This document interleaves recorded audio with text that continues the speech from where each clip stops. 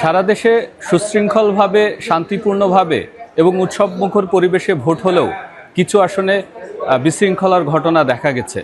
এছাড়া কিছু আসনে ভোটারদের ভোট দিতে দেওয়া হয়নি এই ধরনের অভিযোগও এসেছে ইসিতে। এর মধ্যে জামাত ইসলামীর নেতৃত্বাধীন জোট 11 দলীয় জোট থেকে অভিযোগ করা হয়েছে তিনটি আসনের কয়েকটি কেন্দ্রে তাদের ভোটারদের ভোট দিতে দেওয়া হয়নি। এছাড়া ইসলামী আন্দোলন বাংলাদেশও 4টি আসনের বিভিন্ন জায়গায় ভোটে অনিয়মের অভিযোগ এনেছে।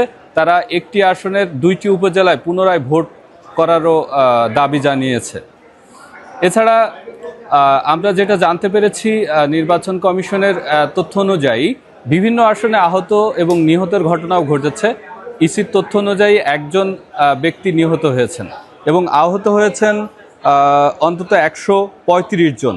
এছাড়া ব্যালট ছিনতাইয়ের ঘটনাও ঘটেছে 2টি আসনে এবং অগ্নিসংযোগ 3টি আসনে, ককটেল বিস্ফোরণ হয়েছে 29টি আসনে এবং জাল ভোটের প্রচেষ্টা দেখা গেছে 53 জায়গায়। সার্বিকভাবে দেশের মানুষ এখন ভোটের ফলাফলের অপেক্ষায় রয়েছে।